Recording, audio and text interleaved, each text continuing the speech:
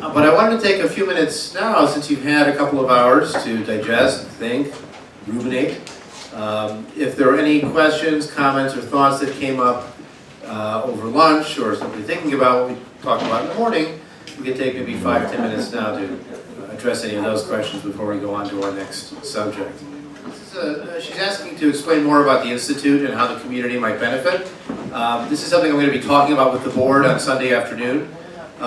But in short, there are two organizations that are involved here. One is the Society for Humanistic Judaism, which is an umbrella organization for communities. They provide resources, expertise, that online resource library I mentioned, consultation for community development, all the kind of work that the Union for Reform Judaism does for Reform congregations, or United Synagogue does for conservative congregations. That's the work that the Society does. So if this organization here decided to affiliate with our larger movement, they would be joining the Society for Humanistic Judaism. I work for a different organization. That's the International Institute for Secular Humanistic Judaism. One of the reasons it's confusing is that the Society's website is shj.org, and the Institute's website is iishj.org. I didn't start it, so I didn't pick the names or the acronyms, so don't blame me. The Institute does the more intellectual academic work for the movement. So they train professional leaders and rabbis and officiants. They publish more academic style materials like the books you'll see on the table, whereas the Society will do things like Passover Haggadahs and children's books and curricular materials and things like that. And the Institute also runs conferences like these weekend seminars or national conferences to explore important issues. So we do the more intellectual academic work, and the Society does the more community development work. In terms of the resources that the Institute offers, I am going to be putting together a list of recommended adult education resources and programs that the community might benefit from. After we've had a chance to go through the weekend, I wanted to get a sense of what were some of the issues that were of interest. And a lot of our material is available online, not just the books that we've published, both in print and also in ebook, but also a lot of our past conferences, what we call the colloquia, are on our website. You can read about them and also get links to videos for all of the major presentations. That can actually become a whole adult education series. You can kind of relive the conference by hear a speaker, hear the panel discussion afterwards, and then open it up for the audience to what have you asked, and what did you find most interesting about it? You can make a 10 or 12-part series out of those kind of programs. We also have discussion guides for a number of our publications that are on the website pages for those books, so you can easily do a book circle group and have a discussion based on that.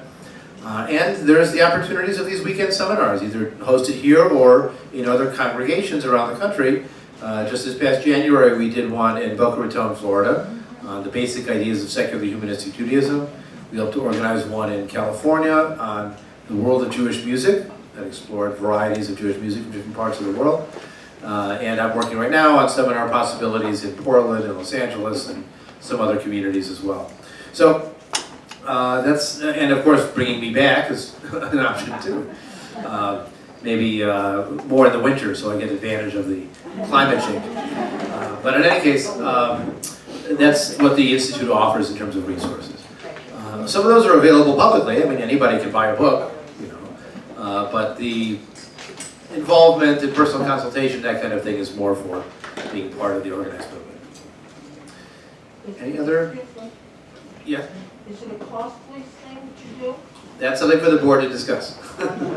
I mean, it does cost something for a community to be affiliated. I'll be candid, $100 a year for what you're getting out of this community is a steal anyways, as it is.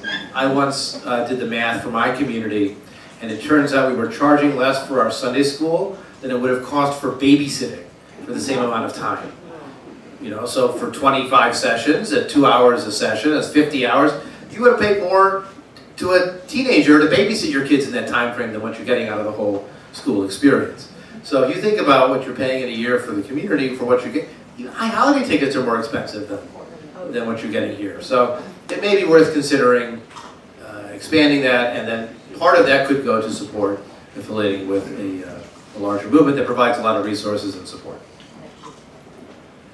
don't want to meddle in, internal politics issues too much. I can do that on Sunday afternoon and then leave town. Any other general questions or comments? Okay, so let's dive into our topic for the afternoon. In the morning, as you know, we talked about the importance of words and how we define important terms, how we approach the use of words, be they in stories or in liturgy.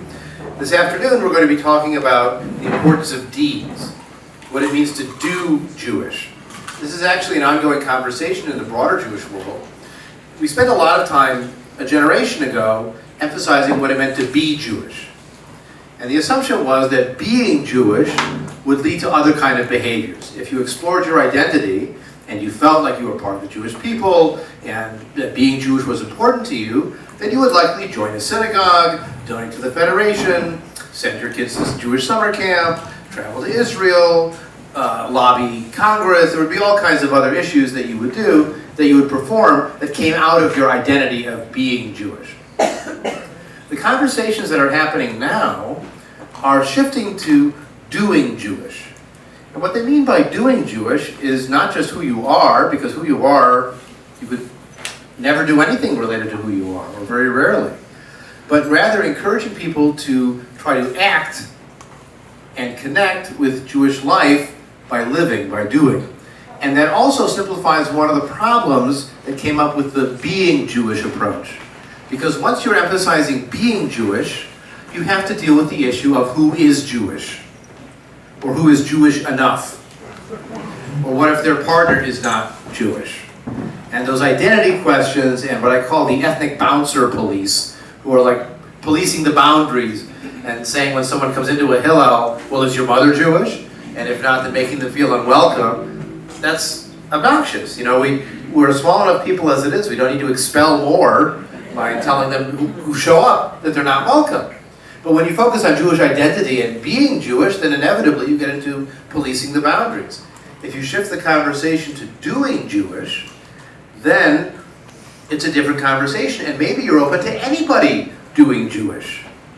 Maybe Mark Zuckerberg and his wife, who's I think of Chinese background, can make hamantaschen for pork. And that's doing something Jewish. And she can do that as much as he can do that. Who cares which one of them is Jewish? They can both do Jewish in some way. I'm sure you've all had the experience of having non-Jewish people participate in a Passover Seder, or light Hanukkah candles with your family, or have a party. There are all kinds of ways that we can have open doors to people experiencing what it means to do something Jewish. Of course, that does create its own challenge. What counts as doing something Jewish? We'll talk about that, this question of the importance of deeds. But I wanted to just open up with this conversation that the identity question of being Jewish is in some cases less important than wanting to do Jewish or have Jewish experiences. But it's not zero. There are plenty of people for whom being Jewish is very important to their sense of self. It could be their family heritage. They could have experience with the Holocaust, or with Israel, or with the Soviet Jewish experience that inform who they are. And that's an identity issue for them. It's not just what they do or don't do. And there are also people who choose to identify as Jewish. They become Jewish. Convert, we use the phrase adoption and joining the family. And for those people, the choice to be Jewish was, they could have done Jewish all they wanted to. But they've decided to become Jewish because being Jewish, the identity issue, was important to them. So I don't want to cancel identity. I don't want to cancel the being Jewish. That's still there. That's still important. But we can think also about what it means to do Jewish and expand the category of what counts as doing Jewish. If I asked you what counts as doing Jewish, if we did a survey, you would probably have people nominate things like going to synagogue, reading from the Torah, studying the Torah, holding a Passover Seder, lighting Hanukkah candles, lighting Shabbat candles, all those behavioral questions.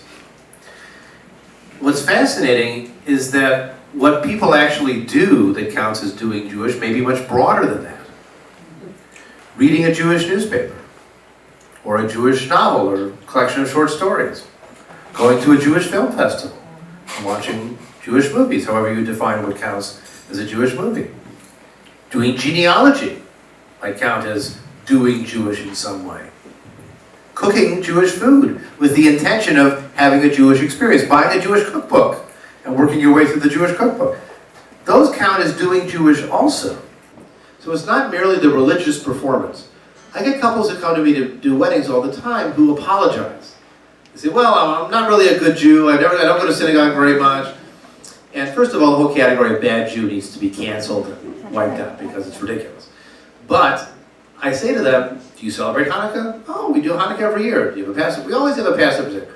I say to them, it counts. Even if you're not in synagogue, it still counts that you're doing something. Because you're doing what's meaningful to you in doing Jewish. And you don't have to do Jewish all day, every day.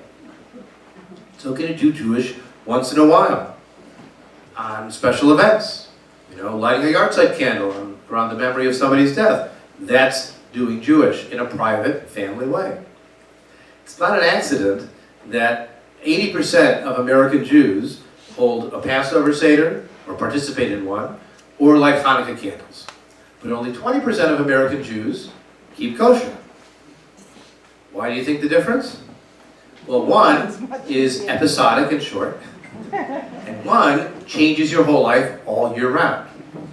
One is supported by the surrounding culture. Passover's and Easter season, Hanukkah's and Christmas season. One is not supported by the surrounding culture because it cuts you off. Certainly in the culinary options in Asheville will be really condensed. If there was no bacon, no pork, no shellfish, that would be a challenge. So it's also a question of family connections. It's a question of expense because joining a synagogue or following a kosher diet is more expensive than simply doing a Passover Seder at home or frying up some latkes for Hanukkah. Those are the things that are meaningful to Jews. It still counts that they're doing Jewish in that way. Now, when many of us think about doing Jewish, we think about Jewish ethics. What's told or commanded or suggested or has been passed down to us as an expression of doing Jewish, living a Jewish life. Again, not necessarily kashrut, but most likely some concept of the word mitzvah. Now, the word mitzvah, you can make it mean something different by inflecting it differently. So in the Hebrew, the original term is mitzvah, emphasis on the last syllable. And mitzvah comes from the word tzavah, which means command, or commandment. Again, think of that blessing on Hanukkah candles. Blessed are you, God. Asher kiddeshanu b'mitzvotav, who sanctified us with his commandments. V'tzivanu, that tzivanu, who commanded us, is the same root as mitzvah. In fact, the word for the modern Hebrew army is the tzavah, that's army, from the same idea of commandment, orders, right? And the idea is that if there are commandments, then there most likely is a commander who is commanding the commandments. At least that's the traditional understanding. You will get some people involved in conservative or reconstructionist Judaism who will speak in terms of our tradition commands us, or our inheritance commands us, and think of it in those categories, but in its original source, the sense was that there's a commander, i.e. God, who has commanded you to do all of these things. Now, the challenge with commandments is whether we think of that as ethical or not. Is it ethical to simply do what you're told, i.e. follow commandments? Or is ethics a question of grappling with right and wrong and making a judgment based on what's going to happen on the consequences? That's how most of us think of ethics. We're utilitarians, we're consequentialists, to use the academic terms. We think about, how will this affect people that I know? How does this affect the categories of thought that are most important to me? The idea of group loyalty and the sanctities of life, or the most important things to value, symbols like the flag or the cross, if you're from that background. How does it harm other people? Does it affirm their dignity or not? Those are the kind of categories we're thinking of, not did somebody tell me to do it or not. So we'll take a look at a couple examples of this. The first is a list of commandments you may have heard of before, called the Ten Commandments. Now, what's interesting about the Ten Commandments is they're not actually called the Ten Commandments in most sources in the Torah itself. They're the 10 words. Aseret HaDibrot. Doesn't use the word mitzvah for that. It uses commandments, commanding plenty of other times, but not for these. These are the 10 sayings or the 10 words. And you may recall the visual symbol of that is those two tablets, right? And they often will just have a short phrase on them. They don't put the full paragraph in the visual symbology that you'll see in a synagogue or in other settings. It's almost like it is the 10 phrases or the 10 sayings. But now we're going to take a look at these commandments, and as we go through them, I want you to think about, are these ethical, or are these ritual, or something else? How do I think of these? Could you be a good person if you broke this rule? Another way to think about it. So you have on the screen 2 versions of the 10 Commandments. I'll also point out, this is useful ammunition, by the way, if you're ever arguing with somebody who wants to post the 10 Commandments in a courthouse or a school or other place. You can always ask them, which 10 Commandments? And they'll say, what? The 10 Commandments. And you say, well, if you compare the version that appears in Exodus 20 with the version that appears in Deuteronomy chapter 5, there are some differences. Not to mention the fact that Protestants, Catholics, and Jews all break them up differently. And so the line between the first and second commandment is different in a Catholic counting than it is in a Jewish counting. So there isn't even universal agreement on what should be included in which commandment. And if you really want to do some research and be subtle and blow their mind, you could point out to them there's actually a third version of the 10 Commandments that appears in Exodus chapter 34. You may remember this first version in chapter 20 gets broken. And not in the Mel Brooks version where he drops one of the tablets. In the Torah, Moses comes down with his first set of 10 Commandments as described in Exodus 20. He sees the golden calf, and he throws the tablets and smashes the tablets. And then he has to go back up and get a replacement set. And the replacement set is described in Exodus 34. And they're very different from these. It describes 3 pilgrimage festivals. It says you will not boil a baby goat in its mother's milk. It includes other pieces that we are very surprised to see in a version of the 10 Commandments. And at the end of that chapter in Exodus 34, it says, and these are the replacement commandments that Moses brought down. Now that takes a little more research to get your evidence in place. But if you want the short version, you can point out the differences between Exodus 20 and Deuteronomy 5. But let's take a look at each of these, given the version in Exodus 20, which is the more famous one, and we'll see if these are really ethical or something else. So the first commandment, I am Yahweh your God, who brought you out of the house of the land of Egypt from a house of bondage. Thou shalt have no other gods before me. Is that ethical? Well, it doesn't affect people necessarily. It's what? It's a little arrogant, maybe. Yeah. It's certainly saying, again, as we talked about this morning, I'm a jealous God, I have no other gods before me, only look at me. Now, one could argue, and some do, that this is ethical because you need to have one person in charge telling you what to do. If everybody gets to make up their own mind, then it's anarchy. And you need a kind of centralized authority to tell you what's right and what's wrong. That has its problems, of course. It's a more authoritarian style, and we would generally reject that approach, but that's one of the arguments it's given. Second commandment. Thou shalt not make unto thee a graven image, or any manner of likeness, of anything in the heaven above, or the earth below, or in the water under the earth. You will not bow down to them, or serve them. For I am a jealous God, visiting the sin of the fathers upon the children, to the 3rd and 4th generation of those that hate me, and showing mercy to the 1000th generation of those that love me and keep my commandments. Is that ethical? Well, people will try to argue that idolatry is treating things the way you should treat people. And we shouldn't get caught up in worshiping money or status or BMWs or whatever the item is that we spend more attention on than things that really matter. So that's one way of interpreting this idolatry prohibition. But I know plenty of Hindu people who have statues in their sanctuaries and may pray to them in some variety. They've generally been pretty good, in my experience. People talk about Catholic Christianity with all of the statuaries and iconography, and in the Middle Ages, Jews had no trouble treating Catholicism like it was idolatry. Because look at all the statues. Looks like idolatry to them. So, again, this is more of a ritual, religious, theological commandment than an ethical pronouncement. If you're treating it in terms of ethics as it affects people. If you're treating it in terms of ethics as it affects religious authority, and I want you to believe the priest is right or the rabbi is right, then sure, you'd like to emphasize this law because it's re-emphasizing the religious authority. I'll also point out the second clause of this.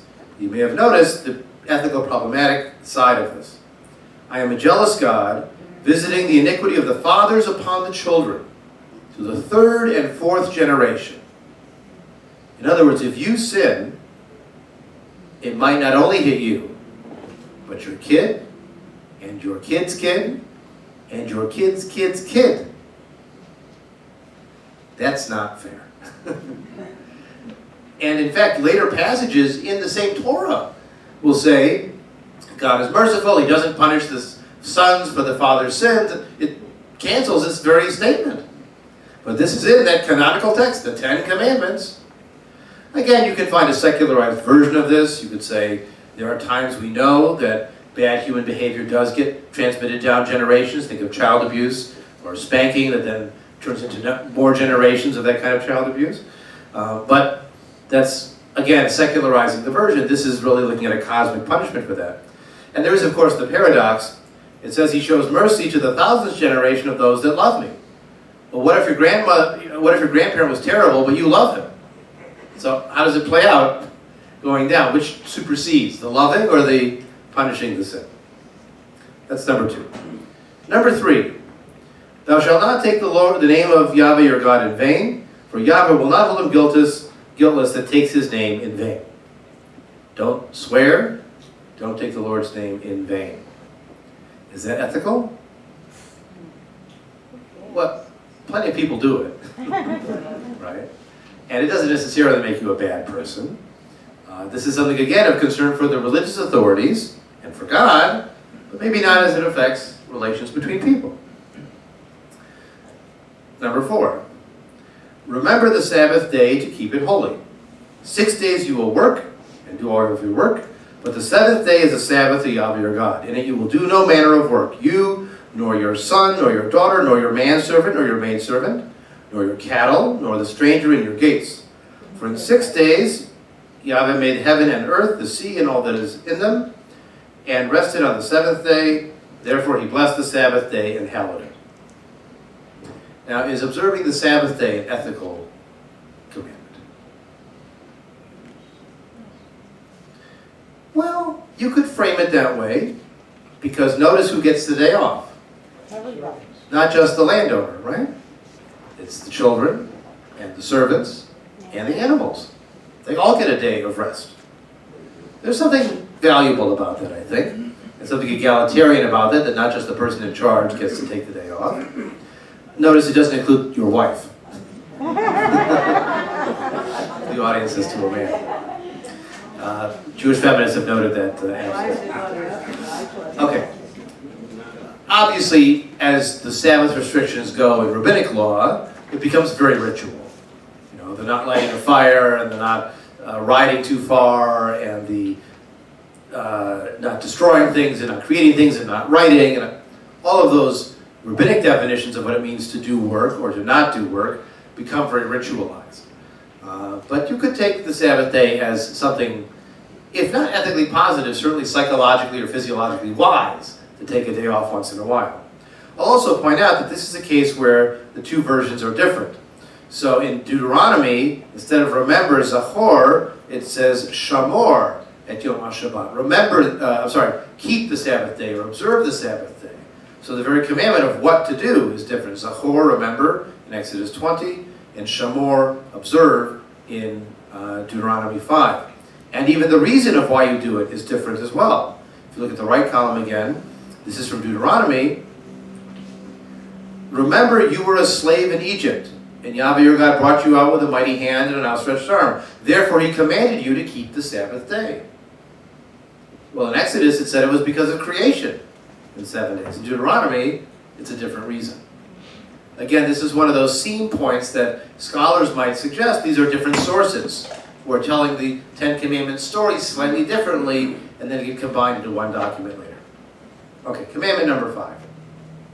Honor your mother and your father, that your days will be long upon the land which God gives you. Is that ethical?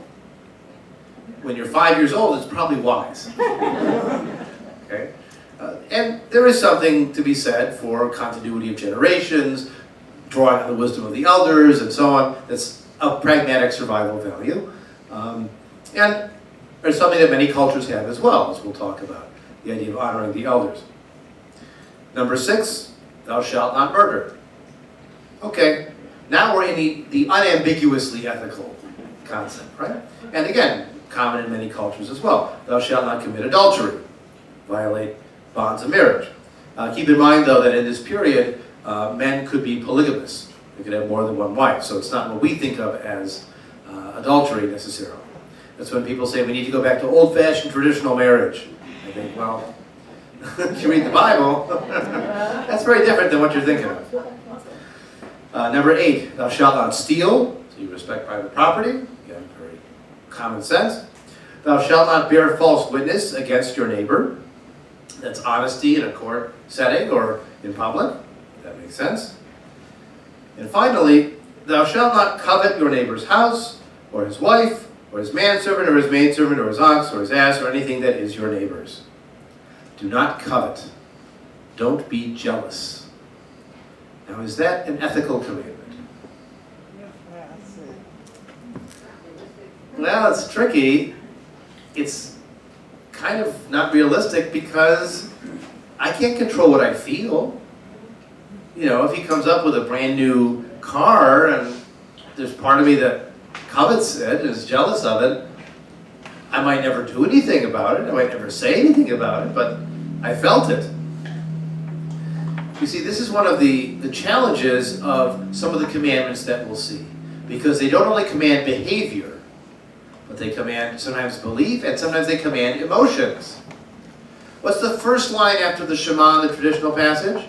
The Shema Yisrael, Echad, Ve'ahavta, and you will love your God. Now, I don't know how many of you have been married, but it doesn't work to command love. It doesn't work to command feelings. And so to command someone, do not be jealous, do not covet, that's very difficult to enforce. In fact, people can't enforce it at all. Who could possibly enforce a prohibition on coveting? Only someone who knows if you've been sleeping, and knows if you're awake, and knows if you've been bad or good, who sees the hearts of people and can judge what they feel and think, and not just what they do in the outside world. Now again, to give a little bit of credibility to the Ten Commandments here, there is something to be said as an aspiration. You shouldn't cultivate jealousy of those around you. If you do have that feeling, don't act on it. And if you do have those feelings repeatedly, try to work on it with a therapist or find some way to not spend your life longing for things that you can't have. There's all kinds of psychological wisdom to be mined out of that idea of not coveting. But to treat it as a commandment worthy of punishment, reward, that's where it gets complicated. Question in the back. So I was just going to comment that there's an underlying message that there's always somebody with something better than you.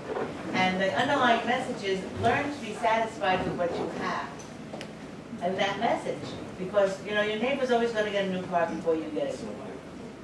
And right. So perhaps the underlying message is be satisfied with what you have and don't notice because there's always be something else. Notice what you have. Yeah, exactly. Be sad. And there are rabbinic passages that talk about this as well. Who is rich? The one who's satisfied with his portion, and so on. Absolutely, that's the case. At the same time, it's framed in language that is problematic to enforce or to understand. Now, some of you may know that according to rabbinic Judaism, there's many more than 10 commandments. After all, remember, there's nothing in here that says light Hanukkah candles, right? But he commanded us to light Hanukkah candles. So the rabbis believe that in the written Torah, there's more than 10 commandments. There's more than 20 commandments. There's more than 100 commandments. There's more than 400 commandments. There are, in fact, 613 commandments. And they're divided into two categories: positive commandments and negative commandments. Positive commandments are things you should do. Honor your mother and father. Remember the Sabbath day. Those are things to do. Some of them are negative commandments, things not to do. Yes? When you say that there's more than 10 commandments from rabbis, are you talking about the secular humanism rabbis? No. Or all rabbis? Traditional Orthodox rabbis. No. If you read rabbinic literature, the Talmud, the Mishnah, these sources, they're working on expanding all of the commandments that they believe are to be found in the Torah. Now, what's funny about this is they all agree that the number is 613. But they don't agree on what the 613 are. In other words, they picked a number, and then they're working backwards to fill in the agreed upon number. And as we'll see, some of these commandments are things that we would consider good deeds, worthy of emulation. Some of them are sort of irrelevant, not interesting to us because they're very ritual focused. And some of them are patently objectionable to our value system. So the rabbis divide them into positive and negative. You've got the to-do commandments, honor your mother and father. You've got negative commandments, do not murder, do not steal, do not eat forbidden foods, and those kind of categories. They believe that there are 248 positive commandments. They claim that correspond to the number of parts in the body. I don't know if that's verified by modern medical science, but rabbinic medical science claimed there were 248 parts to the body, and of course, their standard is the male body, so who knows how that plays out. What does that leave if you have 613 commandments and 248 positive? How many negative commandments? Anyone do the math in their head?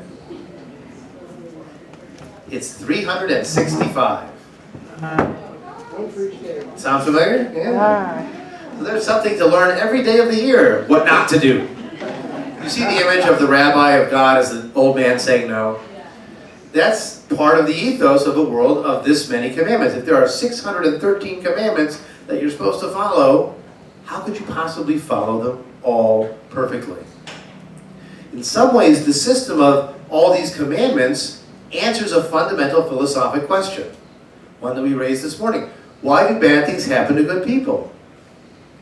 Well, they got all the rules ahead of time. Maybe they just didn't fulfill them all correctly. Maybe they were slacking on the honoring your mother and father, or they didn't light the Hanukkah candles at exactly the right time.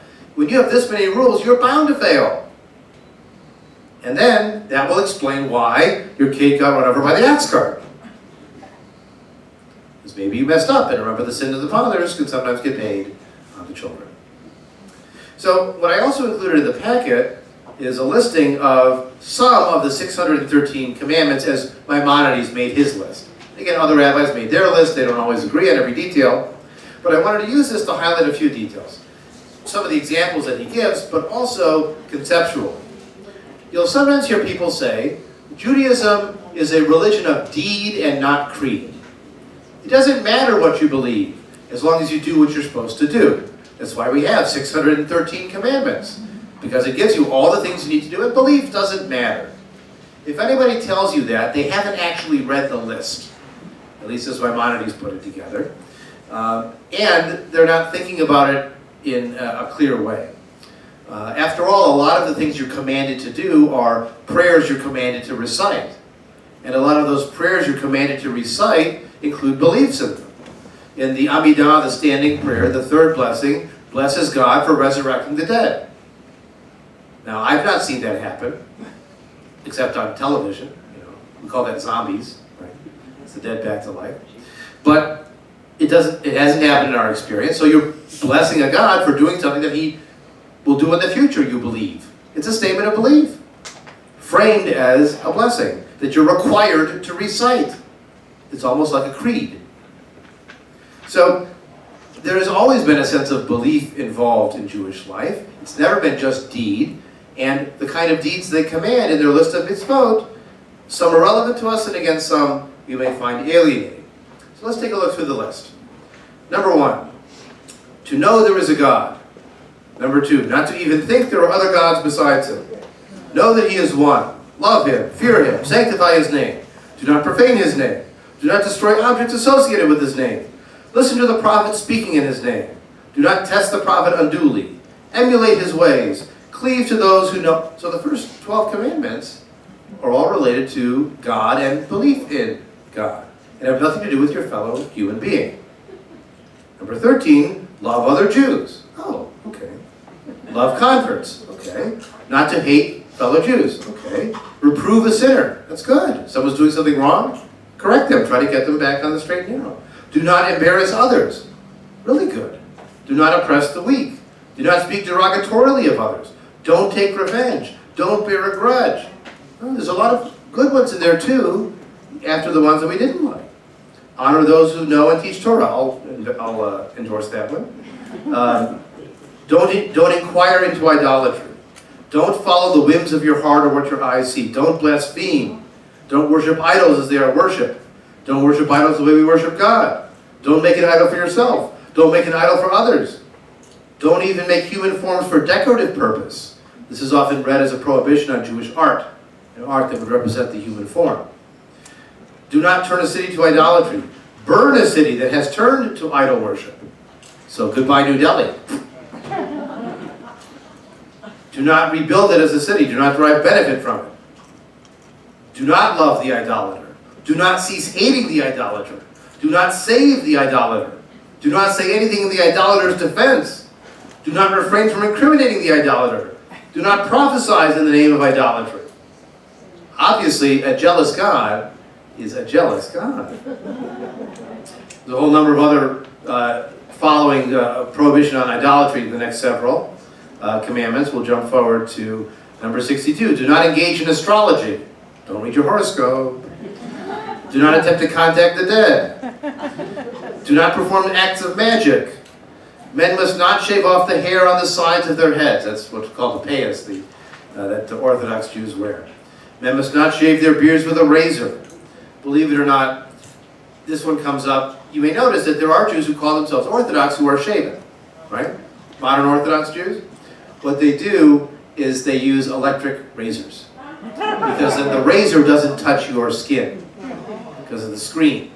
And that's how they're able to maintain a shaven face, but still feel like they're fulfilling the commandments because they're not touching, a razor will not touch your skin, it says. So the razor doesn't touch their skin. It just comes that close through the screen and trims off the beard. Men must not wear women's clothing. Women must not wear men's clothing. Do not tattoo the skin. By the way, that one's been let go. So if you know people with tattoos, they can be buried in Jewish cemeteries. Yep. Well, some of it was post-Holocaust, because what are they going to do with all those people? Right.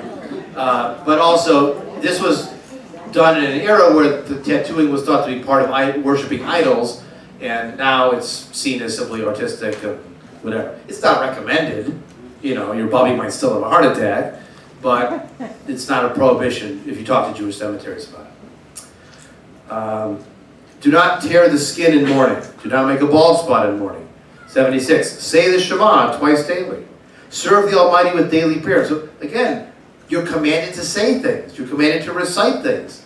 Not necessarily commandments as doing good things. Here's putting on tefillin, the phylacteries, putting a mezuzah on the doorpost. Each male must write a Torah scroll. If you haven't gotten on that, I'd get cracking. The king must have a separate Sefer Torah for himself. 86, circumcise all males on the 8th day after their birth. Rest on the Sabbath day, the 7th day. And other rules related to Shabbat. The sanctifying the day with Kiddush and Havdalah, the beginning and the end of Shabbat. Follow the rules for Yom Kippur, follow the rules for Passover, etc. Then we get to the series of sexual prohibitions. This is in Leviticus 18. Again, read on the high holidays. No sexual relations with your mother. No sexual relations with your father's wife, because that could be your stepmother. No sexual relations with your sister or your father's wife daughter. No relations with your son's daughter or with your daughter. These occurred to people? I mean, they have to make a rule about it. No sexual relations with your daughter's daughter. Not with a woman and her daughter. Not with a woman and her son's daughter or her daughter's daughter. No relations with your father's sister or your mother's sister or your father's brother's wife or your son's wife or your brother's wife or your wife's sister. Did you realize you've been fulfilling all these commandments your whole life? No relations with an animal. A woman must not have sexual relations with an animal. And no homosexual relations with your father's brother, no relations with someone else's wife, with a menstrually impure woman, and do not marry outside. These are all on the list of ritual commandments. I'm not going to go through all of these. And as I said, I've already edited down quite a bit from the list of 613. Again, you have some good examples and some bad examples and some objectionable examples. So, do not let a mamzer, which is a child born to an illegal relationship, marry into the Jewish people. So if you're a child as a result of adultery, you are in this category of bastard, mamzer, you're not allowed to be married into a mainstream Jewish family. Now, you might think, by the way, that this is sort of ridiculous and academic and who cares, but guess who's running the marriage laws in the state of Israel? The Orthodox establishment that wants to follow all these rules. So if you're categorized by them as a mamzer, you have challenges. They won't allow a Kohen, a priest, to marry a woman who's been married before, because he's supposed to be technically marrying a virgin. And so if you want to marry a divorced woman and your name is Cohen, that might be a challenge for you too. So these are not simply academic historical details. These have a real life impact on real people even today. Some of them are the more sort of obscure ones. If you look at 233 on the right side, do not plant diverse seeds together, so you shouldn't plant corn and wheat in the same field. Do not plant grains or greens in a vineyard. Do not crossbreed animals. Don't plow with a sheep and an ox together. Do not wear shatnez, a cloth woven of wool and linen together in one garment. This is all part of the rabbinic categorizing of this belongs here and this belongs there. Just like women don't wear men's clothing and men don't wear women's clothing. Don't plow with two different animals. Don't put in two different kinds of seeds together. There are sets of separations. And then immediately following this, we have another series of very nice laws. Leave the corner of the field uncut for the poor. You know, when you're plowing a square field with a team of oxen, you make the corner, there's going to be a little bit left over, right, when you make the round turn. Leave that for the poor. Leave the gleanings, any wheat that falls to the ground. Leave it on the ground. Do not gather the gleanings. Leave the gleanings of a vineyard, and don't gather those either. It's nice how they pair them up like this. You can do 2 for 1, right? If you leave the gleanings, you're not gathering the gleanings. So you get a double. Leave the forgotten sheaves in the field. Separate the tithes for the poor. Give to charity, and do not withhold charity from the poor. So, again, another set of nice, ethical, generous laws as part of the list of commandments. Do not steal money stealthily. Ensure your scales and weights are accurate. Do not commit injustice with scales and weights. Don't move a boundary marker to steal someone's property. Don't kidnap. Don't rob openly. Don't withhold wages. Again, another set of wonderful ethics.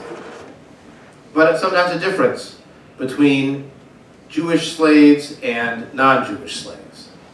Jewish slaves get freed every 7 years. But non-Jewish slaves have to work forever. And so on. So this is Maimonides' list of the 613 commandments. Again, you're welcome to browse through the rest from the packet on your own time. But what this highlights for us is that they have this long list of commandments. And for them, it's commanded from the commander. When we think today of doing a mitzvah, if you change the emphasis on the word from mitzvah to mitzvah, we often would translate mitzvah not as commandment, but more like good deed, right? He did a mitzvah. He helped her with her taxes. Now, that's not anywhere on Maimonides' list, helping someone file their taxes. But he did a mitzvah as a good deed. That's what we think of when we think of mitzvot. When the Reform movement started in the 19th century, one of their challenges was they wanted to reject a lot of this ritual commandments. They liked the ethical laws, but they didn't need all the dietary laws and tefillin and the purity and all that stuff. And so one of the changes they made in many Reform communities was they stopped celebrating bar mitzvah. Because bar mitzvah meant you were of the age of fulfilling all the commandments. And they didn't care about the ritual commandments anymore. They created a new ceremony for coming of age called confirmation. And in many Reform temples into the 1930s and 40s, they didn't have bar and bat mitzvahs, they only had confirmations. At a certain point in the 50s and 60s, enough Eastern European Jews, more traditional background Jews, had joined Reform temples. They brought back the bar mitzvah, And for a while, you'd have bar mitzvahs for boys and girls having confirmation a little bit later. But that was a response to this question of what do we mean by mitzvah? If mitzvah is commandment, then there's nothing we can do. A lot of secular Jewish schools, we're talking Zionist schools, we're historical Yiddish socialist schools, they also had nothing to do with bar mitzvah at all. Because that was religious and that was commandment. You want to hire a rabbi and do it on the side, fine, but we're not going to do it. It took some time to get used to this concept of mitzvah as good deed, as a broader category than simply the ritual commandments set forth by the rabbis. But once you start talking about good deeds as defining doing Jewish, then you have to clarify. After all, if I give to charity, there are other people who aren't Jewish who also give to charity. Are they doing Jewish? What makes my giving to charity doing Jewish and not theirs? There are other cultures that honor the elderly, that emphasize education, that would not oppress the worker. What makes this value a Jewish value? So I wrote this article some years ago on the question of, are there Jewish values? What would be some examples of Jewish values that you hear people talk about as, these are good Jewish values? Anybody want to suggest a few? Education. Education, that's a Jewish value. What else? There's room at the table for one more person, and food equals love. Doing good deeds, doing things that make others, that benefit others. You're doing things to benefit other people. Give to the poor. So giving charity to the poor in some variety. Other examples of Jewish values? The idea of tikkun olam, or repairing the world, which in mystical thought was very different from what we think of today, but that's a whole other conversation. How about segregating men and women? Is that a Jewish value? Well, sure. If you look at the earliest collection of rabbinic law, it has different sections. They're called orders. So the Mishnah has an order for seeds, all the agricultural laws, and an order for nizikin, for damages, all the issues of torts and legal cases. And it has a whole separate section called nashim, women, to cover all those odd legal circumstances that are the exception to the norm. There's the purity laws over menstrual impurity. There's going into any traditional synagogue in Europe or in Israel or even an Orthodox synagogue here, and you have this section called the Ezrat Nashim, which literally means the help of women, but it's the women's section. It's usually in the back. It's usually set off by a screen. And women don't get to carry the Torah, and they don't get to read from the Torah. They're defined out of some of those public commandments. You see that 613 list? That applies to men. Women are exempt from some of the specific commandments. And they just happen to be the commandments that would be done in public, like reading a Torah scroll, reading a Megillah. The thought is, well, they're busy with the kids, so we'll let them do that. Well, that's a Jewish value too. Suspicion of the outsider. Rejection of same-sex relationships. We saw that. Those are Jewish values too. You see, it's too self-serving to say that Jewish values equals what my values are. Wow, what a coincidence. Jewish values are all the things that I think are good. Well, but that's not really complete. You're not reading the whole source here. After all, American values, if we thought, what are American values? That could include democracy. That could include equal treatment under the law, no establishment of religion. Right? That can include slavery. That can include dispossession of Native Americans. That can include, by the way, a democracy that only allowed male landowners to vote in most of the states when the Constitution was ratified. They didn't remove property requirements for voting until the 1840s. They didn't allow women to vote until the 1920s. They didn't allow black women to vote in most states until the Civil Rights era in the 1960s. Remember, women's emancipation was white women's emancipation in the 1920s. So those are American values too. It's too self-serving to say that American values equals the good stuff. The full subset might be broader.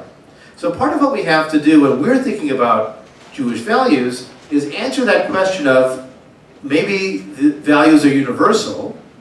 After all, love your neighbor as yourself is a very well-known Jewish statement. Jesus also says in the New Testament, do unto others as you would have them do unto you. Hillel says, that which is hateful to you, do not do to your brother. Lao Tzu, who probably never read the Bible, said, love the world as your own self, then you can truly care for all things. Confucius, who also likely never read the Bible, said, what you do not want done to yourself, do not do to others. And Immanuel Kant, who did read the Bible, but was a secular philosopher, said, act only according to that maxim whereby you can at the same time will it should become a universal law. That's like the most readable Kant you can find. He's terrible. Don't bother. But what he's saying is the same thing that all these other people are saying, which is, you don't like it, don't do it to other people. Have sympathy, have empathy. Put yourself in their shoes. It doesn't require the Bible to get that conclusion. So maybe the values are just in different vocabulary. One said it in Chinese, one said it in Hebrew, but it's the same value. Well, that's problematic too. You see, there are some values that are part of some cultures and other values that are part of other cultures, and they weight them differently. Ethicists have done surveys across national boundaries to see what people will react to common ethical dilemmas. The most famous example is called the runaway trolley. So there's a trolley that has no brakes, and it's running down the track, and there's a switch track up ahead. You can't stop the train, but you could switch to the right or the left. And on the right side, there's a solitary baby in a baby carriage. And on the left side, there are 5 escaped criminals. And the question is, what do you do? And some people would say, I'll wipe out those criminals because I'm going to save the baby. Some people will say, 1 life is less than 5 lives, so I'm going to go to the other side. Some will say, I can't make a decision, I won't play God, and whatever happens, happens, even if the trolley derails and it takes me too. Others will say, what if the baby grows up to be Hitler? And then they go on to other ways to complicate the scenario. But when they ask those questions in Japan, and in India, and in the United States, and in Latin America, they sometimes get very different answers. And why they get different answers is because different cultures emphasize different values. Some emphasize the collective over the individual. Some emphasize honoring the past instead of living out your own values. One example that strikes us as terrible, but our version would strike others as terrible. Let's say you're in a government job, and you have the opportunity to hire somebody. In our culture, you would have a blind audition process where people sign up, and if anyone that you were related to applied for the job, you would recuse yourself and not be part of the decision. In many other parts of the world, if you have a job to hire for, you're going to hire your cousin. Because you can trust him, and you know he's going to do the job because he's part of the family. And why would you hire a stranger? Because the family loyalty supersedes the treat everybody the same. Both cultures have both values, but they weight them very differently. So values might be universal, and yet different cultures emphasize different values to different degrees. Another example, Jews have the commandment of memory, to remember. It's a very deeply rooted commandment. We saw it a lot of times in Maimonides' list, remember the Sabbath day. Other cultures do not emphasize memory the same way. The Roma people, sometimes called gypsies, they do not emphasize cultural memory, historical memory the same way. And so it's harder to reconstruct their history because they moved and they don't keep track of where they've been. It's not something they value as much. So I think it is fair to say that there are Jewish values, but there may be sort of like a Venn diagram. There's all Jewish values, there's my values, and then there's the overlap of the two, and that's my Jewish values. So maybe segregating men and women is a traditional Jewish value, and equal treatment of men and women is my value. That's not going to be in the overlap space. But not treating the stranger poorly because they're a foreigner is my value and a Jewish value. So that's in the overlap space, that's part of my Jewish values. It's a little more complicated. We'd like the easier version, right? We'd like to say there are Jewish values and here are the 10 Jewish values and aren't they all wonderful and woohoo! But it doesn't always work that way. You see, the Jews don't have the patent on ethics. We didn't invent it. The Jews don't have a monopoly on ethics. We're not the only ones that know how to be good. In fact, we can sometimes learn from other people too. So that's a quick survey of doing good, doing Jewish, and what counts as ethical values. I'm curious for your thoughts on this and your experiences. It's just about 3 o'clock now, so we can have time for some Q&A, and then we'll take a short break before we come back to talk about another version of doing Jewish, which is the use of symbols, rituals, and ritual objects, which also has an impact on how we behave. Yes? Could you include respect your teachers in Jewish values? Respecting your teachers, I would say, is a Jewish value and a Chinese value, and again, it can be more than one category, right? It's like cross-listing in the library. It can be in more than one place, more than one culture can articulate it. You see, you're right, it's a great example, because all these values don't come out of the sky. They didn't come down from God to Moses on Sinai. They were derived from the human experience. And if they're derived from the human experience that has learned that honoring your elders and your teachers leads to better results, and therefore is good for society, we've defined it as a good thing to do. It affirms human dignity, and it's good for our sense of self, whatever reasons we've given for it. Then you can find it in more than one culture, because they're dealing with the same human experience. They don't always agree. Sometimes their message is different. You know, the message might be, if you look at the world today, you should honor your kids. Why? Because they're going to take care of you. At some point, the shoe's on the other foot, and they're the ones that can program the VCR. They're the ones that can help you explain how your phone works. I mean, in some ways, we honor the youth more than the elderly, because your skills of the punch card computer system is not useful anymore. It doesn't help anybody. So this is the process of development, is understanding that if it comes from the human experience, and we define what's good from what's useful and productive, that means that has to shift sometimes. That means we may broaden our category of who we count as not the stranger. This is one other example of how interpretation makes a big difference. Remember that value that said, love the stranger as yourself, not oppress the stranger because you were strangers in Egypt? The word for stranger in the Hebrew Bible is ger. Gimel resh, ger. In rabbinic interpretation, they took ger to mean convert. So it's not a universal ethic for the rabbis of love the stranger, whoever the stranger may be. It becomes an in-group ethic of love the stranger who joined the group, not anybody you happen across. So it takes a universal ethic and makes it more parochial. We might like to go back to the original meaning more than the rabbinic interpretation of it. That's where, again, the power to interpret changes, and Jewish values can be different. I mean, the Bible's Jewish values are different from the rabbi's Jewish values, because the rabbis have made it more limited. And that's where I find the discussion of Jewish values to be eye-opening, and also it demonstrates something about where people get their values from. The last point to make, and I know it was a long answer to a short question. When I'm looking at the Bible, I don't live by biblical values. Some of you may have read that book by A.J., I forget his last name, The Year of Living, A.J. Jacobs, The Year of Living Biblically, where he tried to follow all the laws of the Bible for a whole year.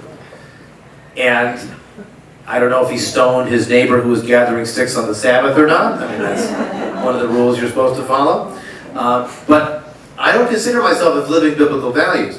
I might find some of my values echoed in my sources, but who's making the choice here? I'm not doing it only because it's in the Bible. I'm doing it because I agree with it. Because there's plenty in the Bible I don't agree with, and I don't follow. So that's where we have to think about, where are these coming from, and are we quoting an old source because we like the fact that our people had that insight so many generations ago, or are we doing it just because it said so? Just because the source has the commandment? Yes, in the back. So she says that being Jewish and doing Jewish is not a separate category for Orthodox because it's everything that you do. Well, it's not entirely true. They do read the newspaper once in a while. I mean, and Orthodox is a wide variety. There's ultra-Orthodox, there's modern Orthodox, and everything in between. You're right that primarily what they try to do are things that are defined as Jewish.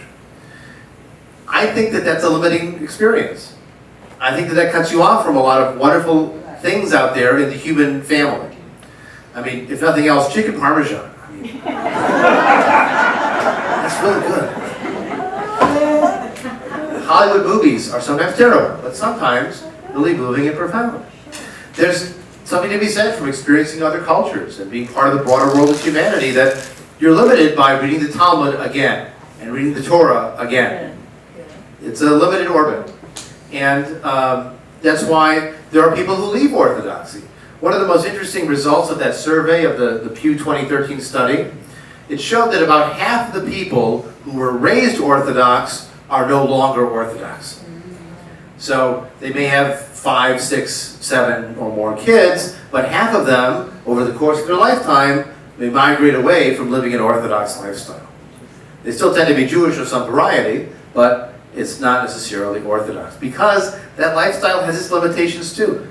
Every solution has its problems. There is no version of Judaism that avoids kvetching. So if that's the case, then we make the best of what we see to be most important. Yes, in the back of that. So, by tomorrow morning, are we going to have some sort of a form that our group would follow, or are you going to leave us with all of this that we will continue to argue about, because every table here has a different background that they came from and a different feeling. Now, you've made a lot of things clear, sort of, to me, but it seems like a big mishmash. Are you going to have an answer to any of this? Well, continue he's saying, why are you asking all these questions? What about some answers? Why don't you just tell me what to do? Well, what kind of a humanistic rabbi would I be if I just told you what to do? Then we all got the point now, I think. I hope so. What I are we mean, going to do tomorrow? again, one of our values in humanistic Judaism is making up your own mind, right? Thinking for yourself. And unfortunately, I'm not going to do that for you. So you have to live sometimes with indeterminacy, or, even more important, with dialogue and consensus. So rather than have me from outside impose a solution and leave town, I leave you with questions and ideas that you have to discuss and come to a consensus among yourselves. And maybe you'll agree to disagree, and that's okay too. You can live in diversity. That's part of the conversation tomorrow too. Again, I don't want to give you the easy answers, because there are no easy answers, and because I can't impose those answers on you. And it may be that you have a different answer from the neighbors at your table. And the table on this side is a totally different perspective of what the issue is, and that's fine. You see, if we value Jewish culture and Jewish values, and we say that asking questions and arguing and discussing is an important part of Jewish cultures and values, then why would I give you all the answers? Let's celebrate that part of Jewish culture too. Yes, sir. As a parent and as a rabbi, what were the Jewish values you gave your children? As a parent and a rabbi, what were the Jewish values you gave your children? I gave them Jewish experiences. I tried to live out what I thought would be good values. I didn't go through life quoting the Bible as I did things. So as I wrote a check or filled out an online form to make a donation, I didn't say, and it says in the Bible that thou shalt give. I didn't go through in that kind of citation way. I think I did it by living example, and also by the experiences they had. So in our Sunday school, they often will do community service projects as part of what they're doing. We did a whole discussion on making your own tzedakah box recently. And we talked about what tzedakah is and how you choose and how you prioritize. We looked at Maimonides' list of his hierarchy, what's called the ladder of charity, what's the most praiseworthy version and less, and so on. And they had a chance to discuss and think about that. So they learned about the Jewish value of tzedakah, but also to understand that it doesn't only apply to giving to Jewish institutions. It doesn't only, you don't always have to be thinking about doing it Jewishly to be doing it. So we didn't go through in a conscious way and go through Maimonides' list and like circle the ones that we wanted to do. That's not how it worked. We wanted to convey Jewish experience and identity, but also to give them a chance to do Jewish with other people in sort of a low-key Jewish way. It didn't have to be flagged and highlighted every time. Yes, one more and then we'll take our break. So as you can see, our community is older, post-baby boomers, Experienced, wiser. not dealing with Sunday school and Right. teenagers and all that kind of stuff. How do we fit in the other organizations that you've? Well, about half of the congregations that are affiliated with the Society for Humanistic Judaism don't have a school. Either they don't have enough people to do it, or they're an older community. So this is not unusual to have a community like this. And as I was saying to some people at lunch, you don't expect the senior center to run a kids program. I mean, if what you are is an adult community of adult learners, then that's fine. At the same time, if you do decide you want to reach out to that audience of people that are adults with kids and provide some services for them, it doesn't have to start at a 30 times a year school. You could start with a kids Hanukkah party and a kids Passover party, and you sort of build the connections from there. But really, the community is what serves the needs of its members. So include a school, don't include a school, that's up to you. Don't forget also that Jewish learning is not just for those under age 13. I mean, it can be a lifelong process. There's plenty of things that adults can learn too. I mean, you might even find it interesting. There are some people here who have told me they didn't grow up with very much Jewish background, they never learned to read Hebrew. That's a great opportunity. Take people who do know how to read Hebrew in the community and have them run a beginning Hebrew class for people who are learning how to read Hebrew, if they wanted to. That might be fun. It might be interesting. It might expand your sense of knowledge. You never stop learning, hopefully. And so, as I suggest, well, Jewish values are not only for kids. Doing Jewish is not only for kids. We do ourselves a disservice if we think that Purim is a kid's holiday. And first of all, read the book of Esther. It is not for children. If we think Hanukkah is only about the kids. If we think Passover is only... No, these are all holidays and experiences and observances that can be meaningful at any age. This is not just like Barney on Ice, which you endure for your kid's sake and you would never go to as an adult for your own choice. This can be what's meaningful to you. And adult Purim celebrations are fantastic. First of all, because you can drink, which is one of the goals. And you can have fun. And you can make adult jokes. And so there's all kinds of things that are opened up for an adult-only community that I wouldn't minimize. I think it could be very meaningful. Okay.